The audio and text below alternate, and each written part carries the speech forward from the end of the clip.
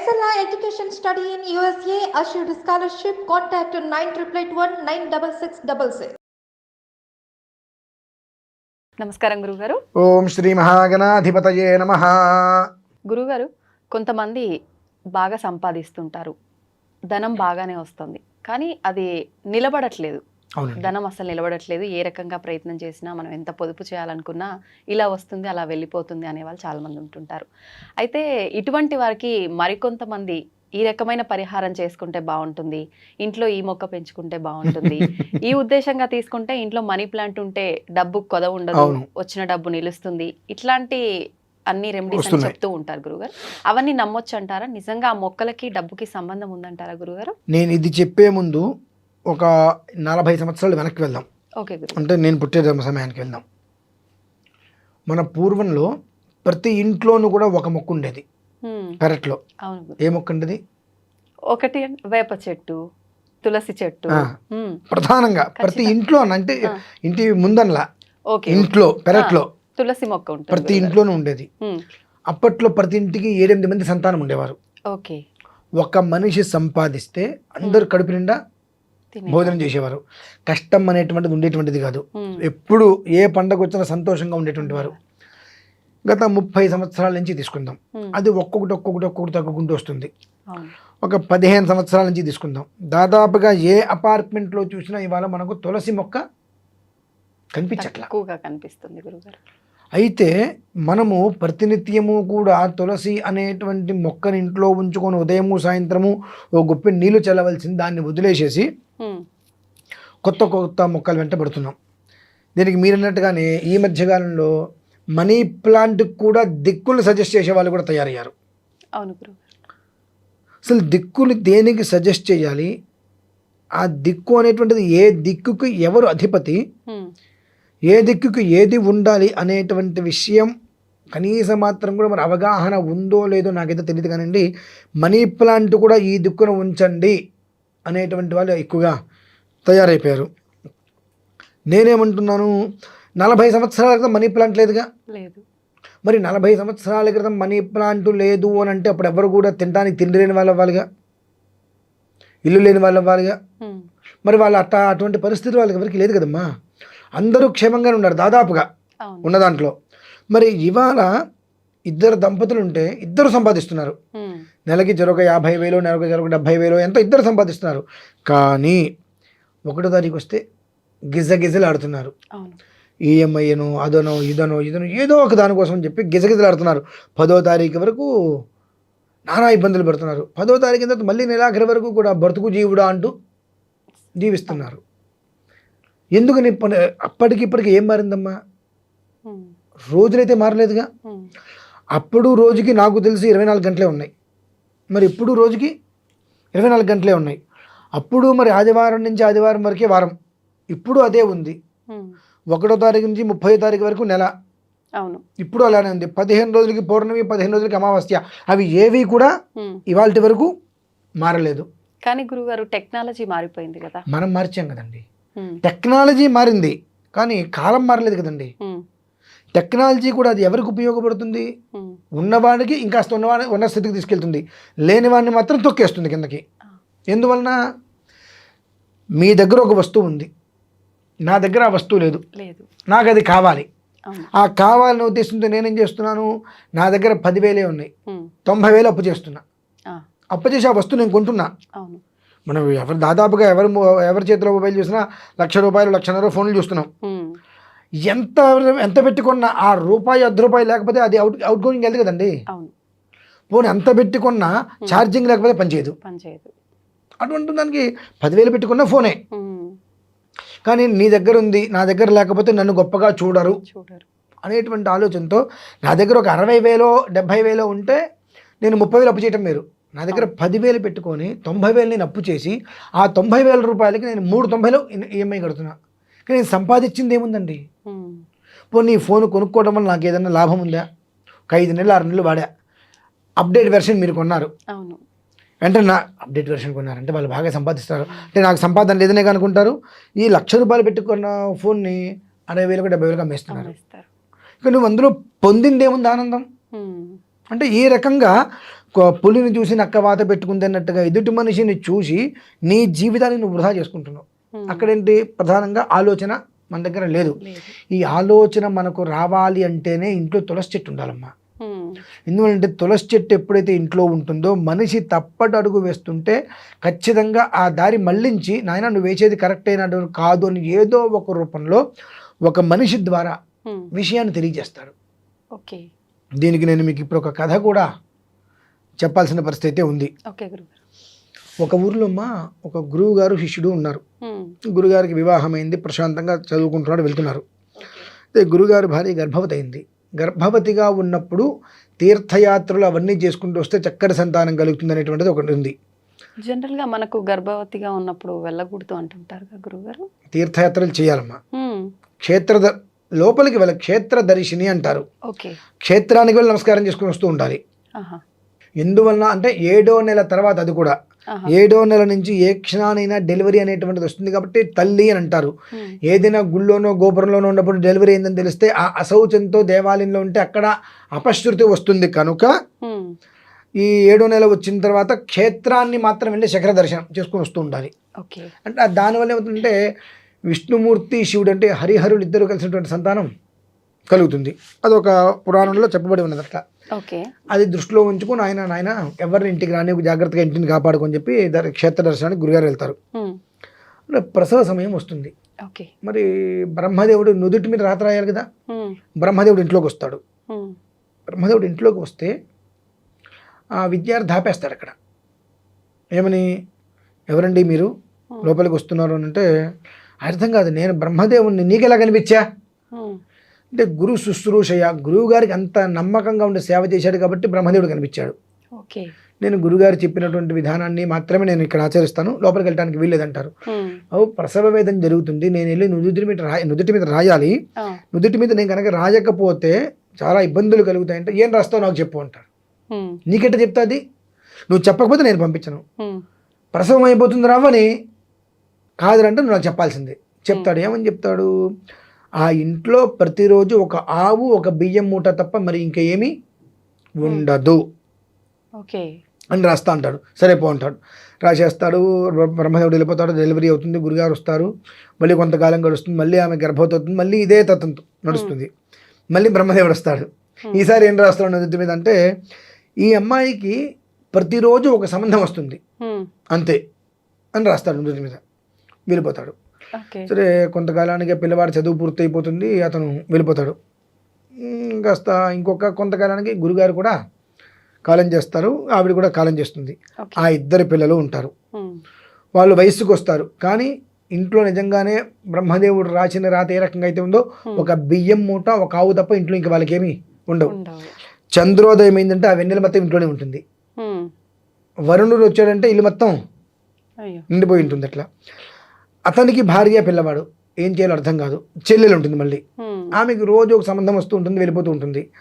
ఇటువంటి పరిస్థితులలో ఆ పిల్లవాడు చదువుకున్నాడు కదా, నా గురుగారి కుటుంబం ఎలా ఉంది అనేటువంటి విషయం నేను చూసి వస్తాను అని చెప్పి బయలుదేరి ఊరు వస్తాడు. ఇంటికి వచ్చేటికి వీళ్ళందరూ చూసి ఏంట్రా ఇది, ఏం చేయమంటావు అన్నయ్య, ఇలా ఉంది వాతావరణం అంటే నేను చెప్పింది చేస్తా అంటారు. వెంటనే ఇంట్లో ఒక తులసి మొక్క పెట్టించేస్తారు. అంటే ఆ తులసి మొక్క చనిపోతూ ఉంటుంది. ఎన్నిసార్లు పెట్టినా 100 సార్లు పెడితే 100 సార్లు కూడా అది చనిపోతూ ఉంటుంది. ఎందువలన చనిపోతుంది, ఆయన ఆ తులసి మొక్క అనేటువంటిది సింహద్వారానికి ఎదురుకుండా పెట్టాడు. సింహద్వారానికి ఎదురుకుండా పెట్టకూడదు. సింహద్వారం ఏదైతే ఉంటుందో సింహద్వారం గడపకి ఒక్క అంగుళం కూడా పైకి ఏది ఉండకూడదు. దాన్నే రాజద్వారం అని కూడా అంటారు. ఇవాళ ఈ యొక్క మీరు ఇందాక చెప్పారు మొక్కల పేర్లు ఏవో ఉన్నాయి, ఇంగ్లీష్లో ఉన్నాయి, మనీ ప్లాంట్. ఈ మనీ ప్లాంట్ ఇవన్నీ కూడా ఆ గుమ్మానికి పెడితే అలా అలా అలా అల్లుతున్నాయి. కానీ ఆ గుమ్మం అనేటువంటిది దానికి ఒక ముహూర్తం పెట్టి మనం నిర్మిస్తున్నాం. దర్వాదా ముహూర్తం అని చెప్పి, గుమ్మ ముహూర్తం అని చెప్పి, దానికన్నా నువ్వు ఎప్పుడు ఎత్తైతే పెట్టావో అది ఆ గుమ్మాన్ని నువ్వు అవమానించినట్టేగా. గుమ్మానికన్నా ఒక్క అంగుళం కూడా ఎప్పుడు కూడా ఒక అంగుళం కిందకు ఉండొచ్చు, మొక్క కుండి అయినా ఇదైనా, అంతకుమించి ఒక అంగుళం కూడా పైకి ఉండకూడదు. అందుకనే ఇప్పుడు విషయం కాకుండా కొంతకాలం విషయం తీస్తే ఇక్కడ గుమ్మం ఉంటే గుమ్మానికి 4-5 స్టెప్స్ ఉంటాయి కిందకి. ఆ మెట్లకి అటువైపు ఇటువైపు మొక్కలు ఉంటాయి తప్ప ఆ మెట్ల పైన మాత్రం ఎక్కడ కూడా ఎవరు మొక్కలు పెట్టేవారు కాదు. అది మనం తెలుసుకోవాల్సిన విషయం. తులసి మొక్క తీసుకురాగానే లేదన్నయ్య ఇంట్లో రోజు మేము పెడుతూనే ఉన్నాము, వారానికి ఒకసారి చనిపోతుంది, ఎక్కడ పెడుతున్నా అంటే ఎదురుకుండా చూపిస్తాడు సింహద్వారం దగ్గర. తప్పు నాన్న ఇక్కడ నువ్వు పెట్టకు అని చెప్పి తులసి మొక్క తెప్పించి పెరట్లో పెట్టిస్తాడు. ఇంట్లో ఏమేమి ఉన్నాయి, ఆవు బియ్యం ఉంది, బియ్యం ఎట్టు పెట్టు, అవునమ్మయ్య అంటాడు. అన్నయ్య ఆ ఆవు పాల మీదే నా ఆధారము, జీవనాధారము, అది అమ్మేస్తే నా బ్రతికెట్లా, నేను బాగు చేస్తాను, నీకు నమ్మకం ఉందా? ఉందన్నయ్య, నేను చెప్పించి సరే అవును అమ్మేస్తాడు. అమ్మేసేసి ఆ వచ్చిన డబ్బుతోటి బయటికి వెళ్ళి పప్పు ఉప్పు బియ్యం అన్నీ కొనుక్కొని వస్తాడు. కొనుక్కొచ్చి మర్నాడు 10 మందికి పిలిచి ఇంట్లో అన్నం పెడతాడు. అర్థం కాదు రేపు పొద్దున ఏంటి పరిస్థితి. అవును, అక్కడ మనం తెలుసుకోవాల్సింది ఏమిటంటే బ్రహ్మదేవుడు ప్రతిరోజు ఇంట్లో ఒక బియ్యం మూట ఆవు ఉంటుంది అని రాశారు. కాబట్టి మర్నాడు ఎవరింట్లోనో ఏదో పూజ చేసుకున్నారు, ఇన్ని పిలిచారు, ఒక ఆవును దానం ఇచ్చారు. అంటే దీనికి చెప్తా, కథ అయిపోయిన తర్వాత చెప్తాను మా మూలం. ఒక ఆవును దానం ఇచ్చారు, మళ్ళీ ఆవును అమ్మేశాడు, మళ్ళీ డబ్బు తీసుకొచ్చాడు, ఆ డబ్బుతో ఇంకో 10 మందికి అన్నం పెట్టాడు. అలా అలా అలా ఒక రేకులు వేశాడు ఇంటి మీద. అలా అలా ఇంటికి కావాల్సినన్ని సమకూర్చుకుంటూ వస్తున్నాడు. అలానే ఆ అమ్మాయి దగ్గరికి వెళ్ళాడు.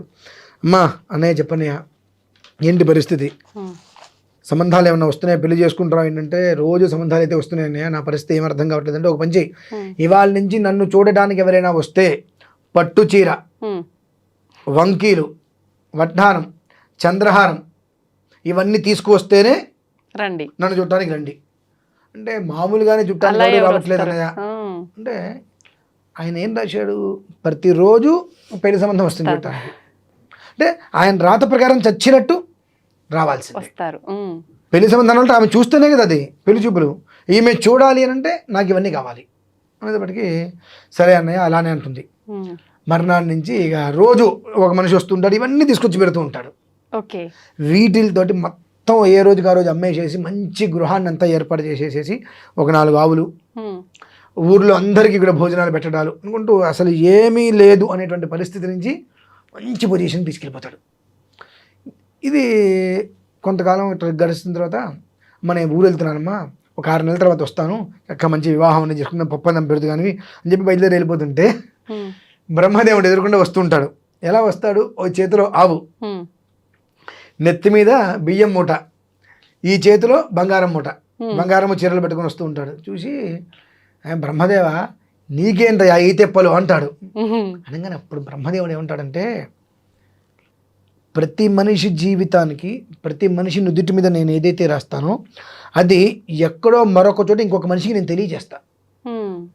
వాళ్ళకి ఆ కర్మ ప్రారంధం తొలగిపోయే సమయంలో ఆ మనిషి ఎదురవుతాడు, అకస్మాత్తుగా ఎదురవుతాడు. ఆ ఎదురైనప్పుడు ఆ మనిషి చెప్పింది కనుక నువ్వు నాకు చెప్తాడా అనకుండా కనుక అవతల వ్యక్తి కనుక ఆచరిస్తే అతని జీవితం ఇలానే ఉంటుంది, నా జీవితం ఇలా తయారవుతుంది. రాసింది నేనే కదా మరి. ప్రతిరోజు బియ్యం మూట ఉంటుంది, ప్రతిరోజు ఆవు ఉంటుంది, ప్రతిరోజు పెళ్లి చూపులకు వస్తారు. మరి పెళ్లి చూపులకు రావాలంటే ఆమె పెట్టిన కండిషన్ ఏంటి, తీసుకొని రావాలి, నాకు ఇవన్నీ కావాలి కాబట్టి ఇవన్నీ తీసుకెళ్తున్నాను ఆయన అంటే, మరి దాన్ని కొంచెం సరిచేయి అంటారు. ఇకపై అంతా శుభం రాసేస్తాడు అక్కడ. అంటే ఏంటి అంటే, ఇక్కడ ఎప్పటి నుంచి ఎంత చదువు ఉన్నా ఎంత ఎదున్నప్పటికీ కూడా దాన్ని మనం స్థిరంగా నిల్చుకోవాలంటే పెరట్లో తులసి చెట్టమ్మ ప్రధానంగా ఉండాలి. దానికి అన్ని నీళ్ళు, ఒక గ్లాసు నీళ్ళు పోస్తే 6 రోజులు ఆ నీళ్ళు తాగుతుంది అది.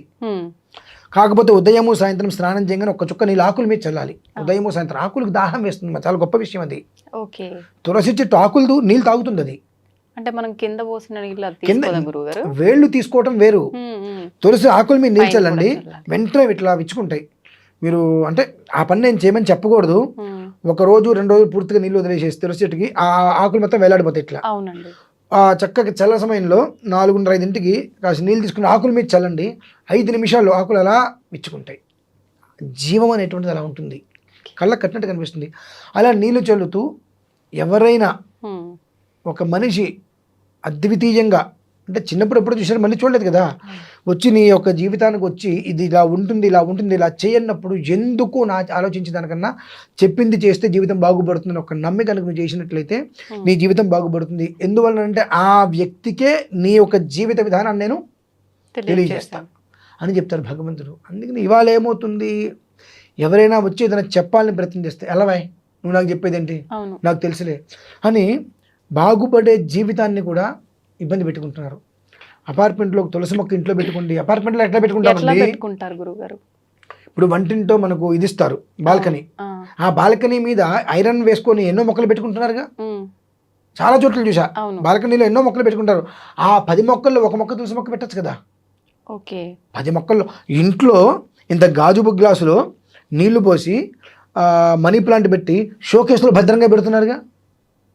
అంత భద్రంగా మీరు పెట్టరు తులసి చెట్టు. ఎందుకంటే మట్టి ఉంటుంది, నాశనం అవుతుంది అని, ఉమ్, మొత్తం పాడైపోతుంది అని. పెరట్లో అంటే వంటింటి వైపు బాల్కనీ ఇచ్చాడు. ఆ బాల్కనీ ఇచ్చిన దాంట్లోనే మీరు ఏదో సర్దుకుంటున్నారు, ఏవో పెట్టుకుంటున్నారు. ఆ పెట్టుకునే దాంట్లో ఒక పక్కన తులసి చెట్టు పెట్టండి, ఒక చుక్క నీళ్ళు చల్లండి రోజు, అది కాపాడుతుంది మిమ్మల్ని. అందుకని నేను మనీ ప్లాంట్ పెట్టుకుంటాను అంటే, ఏ ప్లాంట్లు పెట్టుకున్నప్పటికీ కూడా స్థిరంగా మన దగ్గర సంపద నిలబడాలి అంటే తులసి చెట్టేనమ్మా. తులసి చెట్టు కాకుండా నేను ఇంకా 100 రకాల వ్యాపారాలు చేస్తా. ఈ మధ్య కొత్తగా కూడా వింటున్నా. ఆయన ఎవరో లాఫింగ్ బుద్ధ, ఉమ్, ఆయన టీవీ మీద పెట్టుకోవాలి, ఇంట్లోంచి బయటికి వెళ్ళా, ఇంట్లోంచి బయట లోపలికి వచ్చిన ఆయన బొడ్లో వేలు పెడితే ఆయన సంతోషపడతాడు, మనకు బోల్డ్ సిరి సంపదలు కురిపిస్తాడని చెప్పి. అదేమంటే ఆయన చైనా గణేష్ అనేది ఉంటుంటారు.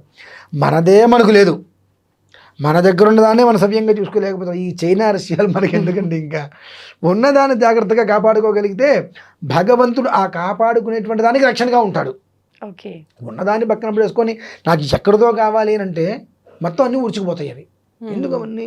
కాబట్టి మీరు అడిగినటువంటి దానికి మనిషి జీవితంలో ప్రశాంతంగా ఉండాలి, సంపాదించేటువంటి స్థిరంగా ఉండాలి అంటే ఎక్కడో ఏదో వెళ్ళేదో చేకరలా ఇంట్లో తులసి చెట్టు ఉండి దానికి ఖచ్చితంగా ఉదయం సాయంత్రం ఒక చుక్క నీళ్లు దాన్ని ఆకుల మీద చల్లుతూ ఉన్నట్లయితే ఖచ్చితంగా ఆ తులసి చెట్టు ఏ రకంగా అయితే వృద్ధి చెందుతూ కనిపిస్తుంటుందో మనకు అలానే వృద్ధి చెందుతుంది. మరి తులసి చెట్టు చనిపోతే ఎట్లా అండి? ఎప్పుడు చనిపోతున్నది? మామూలుగా స్త్రీలకి ఒక రకమైన ఇబ్బంది ఉంటుంది ప్రతి నెల. మన వాళ్ళకి ఏంటంటే ఏదన్నా ఒక విషయం చెబితే ముందు వెనక ఆలోచించకుండా చేసేస్తారు. ఒక 40 రోజులు రోజు నీళ్ళు చల్లండి అంటే ఈ దూరంగా ఉన్న టైంలో కూడా చల్లేస్తారు. 40 రోజుల్లో చల్లమన్నారు, మరి చల్లకపోతే ఏమవుతుందో అని భయం. భయం అండి. ఇప్పుడు అలా ఎందుకు అవుతుంది అంటే స్నానాలు చేసి వచ్చేస్తున్నారుగా, ఇబ్బంది కాగానే తలనిండా స్నానం చేస్తున్నారు, ఇంట్లోకి వచ్చేస్తున్నారు. అదే ఉప్పు, అదే కారం, అదే పసుపు, అదే కూరలు, అదే ఫ్రిడ్జ్, అన్నీ అవే. అన్నీ అవైనప్పుడు మళ్ళీ 4వ రోజు స్నానం చేసి లోపలికి వచ్చేస్తున్నారు. మళ్ళీ అదే బీరువాల బట్టలు, మళ్ళీ అదే ఉప్పు, అదే కారం, అన్నీ అవే కదండి. ఇక అందులో అది ఒక దూరంగా ఉన్నప్పుడు దాని ఒక విశిష్టత ఇలా ఉంటుంది. కాబట్టి మనం ఇట్లా ఉండాలి అంటే మొత్తం కలిసిపోయినట్టుంది కదా. ఇలా ఉన్నటువంటి పరిస్థితుల్లో మీరు నీళ్ళు చల్లితే అది ఎలా పనిచేస్తుంది? అందుకనే అంటారు స్త్రీకి ఎప్పుడు కూడా 4వ రోజు అయిపోయిన తర్వాత 5వ రోజు నాడు ఇంట్లో మొత్తం కూడా గోమూత్రంతో శుద్ధి చేసుకోవాలి అని చెప్పి. అందుకని ఆ 4 రోజులు చల్లకోకుండా 5వ రోజు నాడు గోమూత్రం, ఆ గోమూత్రం తెచ్చుకొని ఇల్లు మొత్తం శుద్ధి చేసుకుంటే ఈ దోషం మొత్తం నిర్వీర్యం అయిపోతుంది. అది లేనప్పుడు ఎంత పూజ చేసినా 100 తులసి చెట్లు పెట్టుకున్నా ఒకటే. చిన్న చిన్నవి ఇవి మనం పక్కన పెట్టేసేసి ఎక్కడికో వెళ్ళేదో చేస్తామంటాం మనం. మన ఇంట్లో ఉన్నటువంటి చిన్న చిన్న దోషాలను మనం నిర్వీర్యం చేసుకోవాలంటే ఇవి చేస్తే చాలు. ఇవి ఒక్కటి మనం చేయలేం. ఎక్కడెక్కడికో వెళ్ళేదో చేస్తామంటాం, అవి ఫలితాలు రావు. ఇక్కడ ఉన్నది కూడా పోతూ ఉంటుంది. కాబట్టి ఆ ఒక్క విధానాన్ని అనుసరించినట్లయితే ఎక్కడికి వెళ్ళిన అవసరం లేదు, స్థిరంగా ఆ లక్ష్మి అనేటువంటిది వృద్ధి చెందుతుంది. తులసి చెట్లు అంత మహత్యం ఉందా అండి? ఇంకొక డౌట్లు వస్తాయి. అవునండి. శ్రీకృష్ణ తులాభారం చూశాంగా, అవును, అదొక్కటి చాలు కదండి. శ్రీకృష్ణ తులాభారం మనం చూసాం. మరి అన్ని సంపదలు పెట్టినా ఆయన అలానే ఉన్నటువంటి వ్యక్తి ఆ తులసి దళం పెట్టగానే నేను ఒక్కసారిగా డోని పెట్టాను. అది మరి అంటే ఆ భక్తికి ప్రేమకి భగవంతుడు ఎప్పుడూ కూడా సో హం అంటాడు. కాకపోతే మనం భగవంతుడి దగ్గర భక్తి ప్రేమ చూపించాలంటే ఏదో తెలియని ఒక ఈగో వచ్చేస్తుంది మనకు. దేవుణ్ణి అడిగేది ఏంటి మనం అంటే మన భాష దగ్గరికి వెళ్ళి అప్పడుదాం, అయ్యా దేహని అప్పడుదాం, నాకు 5,000 ఇవ్వండి, 10,000 ఇవ్వండి, రేపిస్తా ఎల్లుండి ఇస్తా అని చెప్పి మన వేరే వాళ్ళ దగ్గరికి వెళ్ళి అడుగుదాం. వాడు ఇవ్వకపోయినా సరే మన ఆత్మాభిమానం చంపుకొని మనం అడుగుదాం. కానీ భగవంతుని మాత్రం మనం అడగద్దు. అటువంటి పరిస్థితికి వచ్చేసాం మనం. అంటే ఆయన అడిగితే మనకి ఇవ్వడం అనే ఫీలింగ్లో ఉంటాం. ఒక్కసారి నువ్వు దయార్ద్రంగా ఆయన మీద భక్తి ప్రేమతో అడిగి చూస్తే కదా ఆయన ఇచ్చాడు ఎవడో తెలియంది. మనకి ఇంతటి జీవితాన్ని ఇచ్చిన వాడు నీకు ఆ ఒక్క కోరిక తీర్చడా? కానీ ఏమవుతుంది మనకు, ఇదంతా నా కష్టార్జితం, నా సంపాదన, ఎక్కడా కూడా భగవంతుడు లేడు అనేటువంటి దృష్టిలో మనం ఉన్నాం. కాబట్టి నువ్వు లేడు అనుకున్నప్పుడు నేను ఎందుకు ఉన్నాను, నీకు ఎందుకు ప్రదర్శన చేయాలి, నేను లేనట్టుగానే ఉంటా అంటాడు ఆయన కూడా. కాబట్టి ఏంటంటే చేసేటువంటిది ఆ ఒక్క 2 ఉదయం సాయంత్రం ఆ 2 చుక్కలు కూడా భక్తిగా చల్లగలిగితే ఖచ్చితంగా హాస్పిటల్ వంక ఆ ఇల్లు చూడదండి. ఉమ్. హాస్పిటల్ వంక ఆ ఇల్లు చూడలేదు అని అంటే అంతకు మించిన ఐశ్వర్యవంతుడు భూమి మీద ఉంటాడు అవును, నాకు తెలిసి. అది మా విషయం. చాలా మంచి విషయాలు తెలియజేశారు గురుగారు. Thank you.